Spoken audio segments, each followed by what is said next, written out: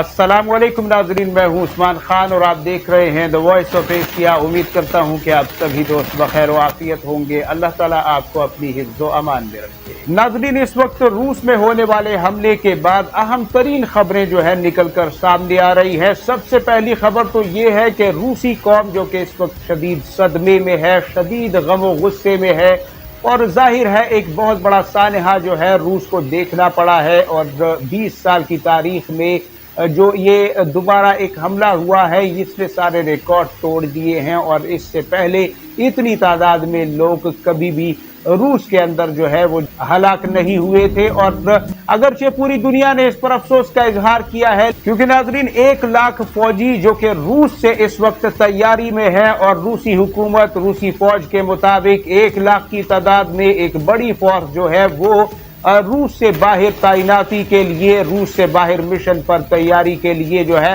पर तोल रही है। और मुकम्मल तौर पर असलहे से लेस और हैवी जो जंगी हथियार हैं उससे लेस करके रूस इस फौज को अब कहाँ भेजने वाला है, किस महाज पर भेजने वाला है और इनकी वहां से रवानगी की असल वजह क्या है, असल मकसद क्या है, इनका टारगेट क्या है, कौन सा ऑब्जेक्टिव है जो इन्होंने अचीव करना है। ये अहम तरीन सवाल हैं जिन्होंने अपना एक जो खौफ है, एक कशमकश है वो बना रखी है यूरोपीय ममालिक में भी और ख़ुद रूस के अंदर भी बहुत से लोग सवाल उठा रहे हैं। क्योंकि अभी तक नाजरीन रूसी हुकूमत की तरफ से जो मामलात नज़र आ रहे हैं, ऐसा लग नहीं रहा कि रूस इस हमले को इतनी आसानी से अब जाने देगा, बल्कि इसकी बहुत भारी कीमत जो है अब शायद बहुत से फरीकैन को चुकानी पड़ सकती है। क्योंकि नाजरीन यूक्रेन का इसमें कोई हाथ नहीं, ये बात तो यूक्रेन ने खुद भी कही है और दुनिया ने भी उसके हवाले से ये गवाही दी है। खासतौर पर यूरोपीय मुल्कों ने, यूरोपीय ममालिक हो या अमरीका हो, उन्होंने न सिर्फ इसकी मजम्मत की है बल्कि अफसोस और रंज का इजहार भी किया है।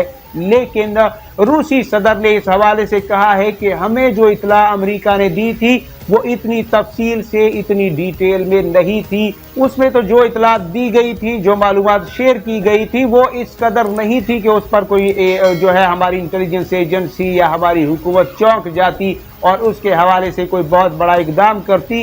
लिहाजा वो आम मालूमात थी जो हम तक पहुंची, हमें मौसूल हुई। यानी कि असल जो मामला है वो रूस के नज़दीक कुछ और है। रूस इसका नतीजा किसी और अंदाज में निकालना चाहता है और ये 1 लाख फौजियों को भी इस मामले के साथ अगर जोड़ा जाए तो शायद हालात मजीद कशीदगी की तरफ जा सकते हैं। क्योंकि रूसी कौम इस वक्त शदीद सदमे में है और रूसी सदर जो भी फैसला लेंगे यकीनी तौर पर रूसी कौम उसकी मुकम्मल हिमायत और सपोर्ट करेगी।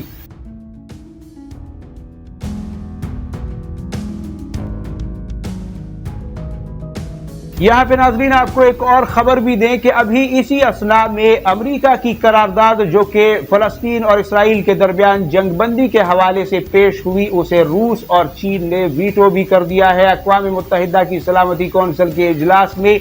और ये पहली बार नहीं हो रहा नाजरीन, इन 7 दिनों में तकरीबन 2 बार ये हो चुका है कि करारदाद अमेरिका पेश कर रहा है जंगबंदी के हवाले से, लेकिन चीन और रूस उसे वीटो कर रहे हैं।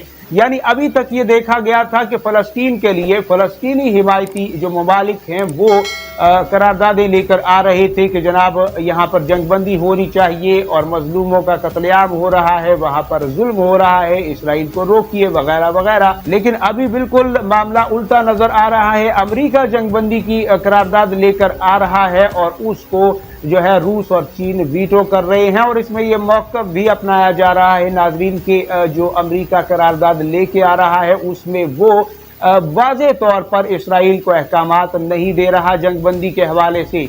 यानी कुछ घुमा फिरा के बात उसमें हो रही है जिसमें इसराइल के मफादात को तहफ़्फ़ुज़ दिया जा रहा है। कहीं ना कहीं ये जो है तासुर मिल रहा है इस करारदाद से, लिहाजा हम इसे कामयाब नहीं होने दे रहे। याद रहे कि 15 ममालिक में से मजीद जिन ममालिक ने इन करारदाद के खिलाफ वोट दिया उसमें अलजायर भी रूस और चीन के साथ शामिल हुआ।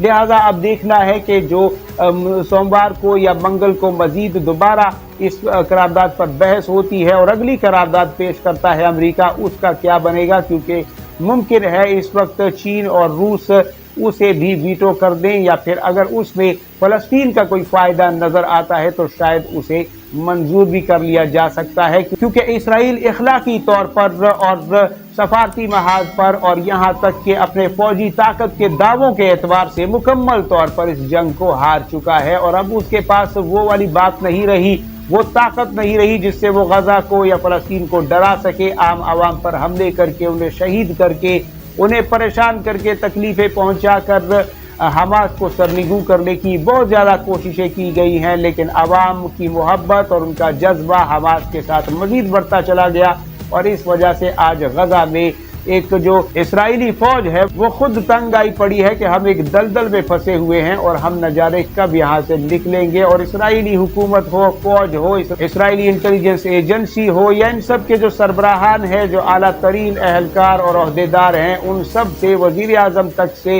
इस्तीफा मांगा जा रहा है और इसराइल में आवाम अपनी ही हुकूमत पर लानतों की बारिश कर रही है, क्योंकि जिस बहादुरी से फलस्तीन लड़ा है नाजरीन इसराइल के खिलाफ, इसराइली बर्बरियत के खिलाफ, इसकी मिसाल माजी में नहीं मिलती।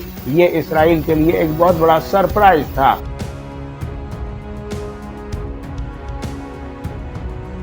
इस हवाले से नाज़रीन हम आपको अपडेट करते रहेंगे। जिन दोस्तों ने हमारे चैनल को सब्सक्राइब नहीं किया, हमसे गुजारिश है हमारे चैनल को ज़रूर सब्सक्राइब करें और बेल आइकन को नाज़रीन ज़रूर दबाया करें ताकि हमारी हर आने वाली वीडियो आपको वक्त पर मिल सके और आपको ढूंढनी ना पड़े, बल्कि नोटिफिकेशन में आपको शो हो जाए। अपना और गिरदोनवा के लोगों का सबका ढेर सारा ख्याल रखिएगा और इस रमज़ान में फ़लस्तीनी बहन भाइयों के लिए बहुत सारी दुआएँ कीजिएगा, उनके लिए बहुत ज़्यादा फरियाद कीजिएगा अल्लाह ताला से। पाकिस्तान जिंदाबाद, उम्मत मुस्लिमा जिंदाबाद।